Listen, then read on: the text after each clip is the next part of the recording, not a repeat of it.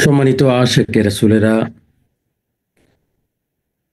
এই পবিত্রতম মাসে মহান মালিকের অপার দয়ায় আমরা সবাই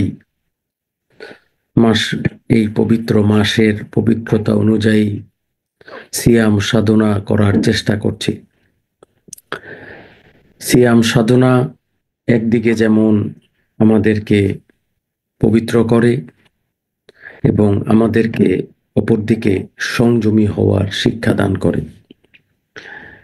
সংযমী হওয়ার শিক্ষার মাধ্যমে আমরা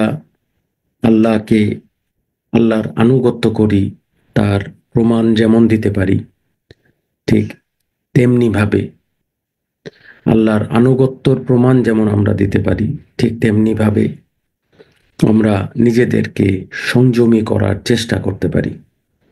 নিজেরা, বিশেষ করে আশিকে রাসূলেরা, পাপাচার থেকেও বিরত থাকার চেষ্টা করে। পানাহার কামাচারের সাথে সাথে পাপাচার থেকে বিরত থাকার চেষ্টা করে।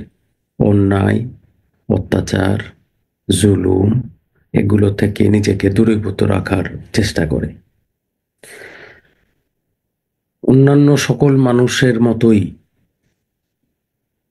আশিকে রাসূলেরা এই মাসকে চেষ্টা করে নিজেদেরকে চরিত্রবান হওয়ার জন্যে।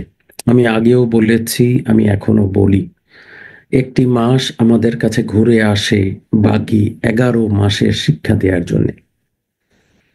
বাকি 11 মাস যদি এই মাসের ট্রেনিংটা আমরা ধরে রাখতে পারি, এই মাসের শিক্ষাটা যদি আমরা ধরে রাখতে পারি, তাহলে বাকি 11 মাস এই ট্রেনিংটা আমরা ব্যবহার করতে পারি আমাদের ব্যক্তি জীবনে। ব্যক্তি জীবনে যদি আমরা এই শিক্ষাটাকে কাজে লাগাই অথবা ব্যবহার করি, তাহলে আমরা পাপাচার থেকে সংযমী থাকতে পারি, অন্যায় থেকে সংযমী থাকতে পারি, অত্যাচার থেকে সংযমী থাকতে পারি, দূরীভূত থাকতে পারি। সম্মানিত আশিকে রাসূল ভাই ও বোনেরা, দিন শেষে মানুষ হিসেবে জন্মগ্রহণ করেছি। আল্লাহ দুনিয়াতে আপনাকে আমাকে মানুষ বানিয়ে পাঠিয়েছেন, তার দাস হিসেবে, মানুষ হিসেবে পাঠিয়েছেন এবং পাঠিয়ে আমাদেরকে বলেছেন যে, মানুষ, তোমরা আল্লাহর আনুগত্য করো, তোমরা আমার আনুগত্য করো, অর্থাৎ আল্লাহর আনুগত্য করো। দাস হিসেবে পাঠিয়ে মালিকের আনুগত্য করার জন্য আমাদেরকে মালিক বলেছেন। দাসের হিসেবে পাঠালেও আমাদেরকে তিনি দাসত্ব দান করেন নাই, তিনি আমাদেরকে ফ্রিডম দিয়েছেন। আপনার বাসার কাজের মানুষের চাইলেই সবকিছু করতে পারে না, আপনি তার প্রতি কিছু নিয়ম কানুন কম আর বেশি আপনি দেন। তাকে মাসে 5,000 10,000 টাকা বেতন আপনি দেন। এই 5,000 10,000 টাকা বেতনের মধ্যে আপনি তাকে নিয়ম বেঁধে দেন, তুমি এইটা ধরতে পারবা না, এইটা করতে পারবা না, এইটা করলে আমার জামাই রাগ হবে, এইটা করলে আমার বাচ্চা রাগ হবে, এইভাবে করতে পারবা না। আবার অনেকে আছে টিভি রিমোট ধরা যাবে না, নাকি অনেকে আছে ওইটা করা যাবে না, এইটা করা যাবে না। আমরা মাত্র 5,000 10,000 টাকার বিনিময়ে একজন মানুষকে আমার কাজের সহযোগিতার জন্য আমার বাসায় আনি, এনে তাকে কত রুল ইমপ্লিমেন্ট করি, তার প্রতি কত নিয়ম আমরা দেই। কি দেই? তুমি এইটা করতে পারবা না, ওইটা করতে পারবা না, এইটা না, সেইটা না, ওইটা না, সেইটা না।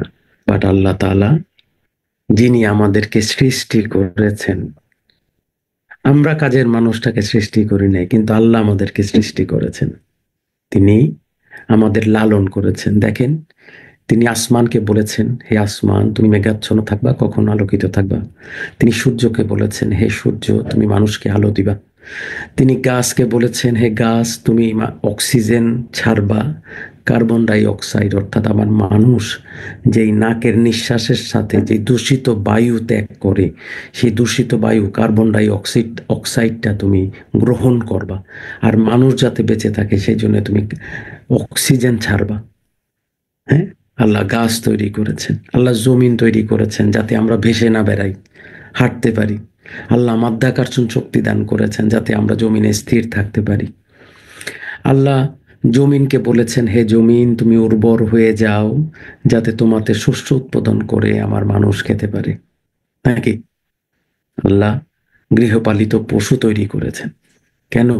যাতে পশু পাখি, গৃহপালিত পশু পাখি তৈরি করেছেন যাতে আমরা খেয়ে জীবন ধারণ করতে পারি। আমরা জমিন থেকে শস্য উৎপাদন করি আর গাছপালা থেকে ফলমূল পাই এবং অক্সিজেন পাই। আমরা পশু পাখি থেকে মাংসের চাহিদা বা মাছ থেকে, পুকুর নদী সমুদ্রের মাছ থেকে মাংস প্রোটিনের চাহিদা মেটাতে পারি।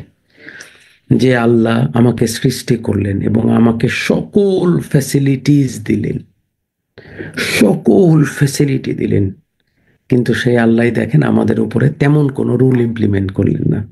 তিনি বললেন নামাজ পড়ো, রোজা করো, জাকাত দেও, হজ করো, তাও একবার, সারা বছর না। একটা হজ ফরজ করছেন, তাও সামর্থ্যবান ব্যক্তির উপরে, সবার উপরে না। সৎ পথে চলো, অন্যায় করো না, এই আর কিছু বললেন না, পুরোটা আমাদের ছেড়ে দিলেন। আমরা চাইলে নিজের ইচ্ছা মতো চলতে পারি, আমরা চাইলে টিভি দেখতে পারি, আমরা চাইলে ফ্যানের বাতাস খেতে পারি, আমরা চাইলে এসি ছাড়তে পারি। আপনি আপনার কাজের মানুষরা এগুলো করতে দিবেন না। আমরা চাইলে এসি ছাড়তে পারি নাকি? আমরা চাইলে এসি অফ করে রাখতে পারি, আমরা চাইলে একটি মসজিদ বানাতে পারি, আমরা চাইলে ময়দানে নামাজ পড়তে পারি, আমরা চাইলে খানকায় বসতে পারি, আমরা চাইলে কাজের জন্য 10 ঘন্টা বাইরে থাকতে পারি, আমরা চাইলে আসতে পারি। আমরা কেউ জবাব দেওয়ার নাই।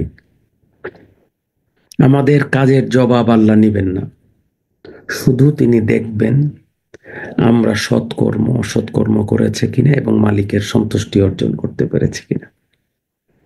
আমরা 10,000 15,000 টাকা বেতন দিয়ে একজন কাজের মানুষের উপরে যতটা কন্ট্রোল করি, আল্লাহ যিনি আমার সৃষ্টিকর্তা, যিনি আমার লালনকর্তা, যিনি আমার পালনকর্তা, তার দিকে তাকিয়ে দেখেন তিনি আমাদেরকে কত স্বাধীনতা দান করেছেন, তিনি আমাদেরকে কত রূপ স্বাধীনতা দান করেছেন। তিনি তারপরে বলেছেন তোমাকে স্বাধীনভাবে দান করলাম এবং সবচেয়ে শ্রেষ্ঠ মানুষ হিসেবে তোমাকে তৈরি করলাম, এবার তুমি আমার সন্তুষ্টি অর্জন করো। আমি কে? আল্লাহ, আল্লাহর সন্তুষ্টি অর্জন করো। দুঃখের বিষয় আমরা আল্লাহর সব আহ, আমরা আল্লাহর সব উপকার গ্রহণ করি, অর্থাৎ আমরা জমিনের শস্য গ্রহণ করি, গাছের ফল গ্রহণ করি, গৃহপালিত পশু পাখির খাবার, মাংস মাছ গ্রহণ করি। আল্লাহর সকল কিছু, আল্লাহর প্রাপ্তির মানে আল্লাহর দেয়া সব কিছু আমরা গ্রহণ করি, কিন্তু কেন জানি তার আনুগত্যটা করতে পারি না, কেন জানি তার সন্তুষ্টিটা অর্জন করতে পারি না, কেন জানি আমাদের বাধা হয়ে যায় আমাদের অহংকার, আমাদের আমিত্ব, আমাদের ঐশ্বর্য। আমরা 2টা বই পড়ে, 2টা কিতাব পড়ে, 2টা কোরআন হাদিস পড়ে নিজেদেরকে অত্যন্ত জ্ঞানী ভাবা শুরু করি, অত্যন্ত জ্ঞানী। আমরা ডাক্তার হয়ে গেলে মনে করি আমি মনে হয় সর্বজ্ঞানী, প্রফেসর হলে মনে করি আমি সর্বজ্ঞানী, ইঞ্জিনিয়ার হয়ে গেলে মনে করি আমি সর্বজ্ঞানী। আমাদের জ্ঞানের অভাব নাই, আমরা সবাই সর্বজান্তা সর্বজ্ঞানীতে পরিণত হই। তাতে কি হয় জানেন? আল্লাহ অসন্তুষ্ট হন যে দাস বানাইলাম আমার, আর তুমি দুনিয়ায় বসে অহংকার আমিত্ব ঐশ্বর্য নিয়ে কথা বলো। যাই হোক, আমাদের আশেকে রাসূলদের এই রূপ আচরণ করা যাবে না। আমরা জ্ঞানী নই, আমরা মূর্খ, আমরা মালিকের কাছে একজন মূর্খ ব্যক্তি।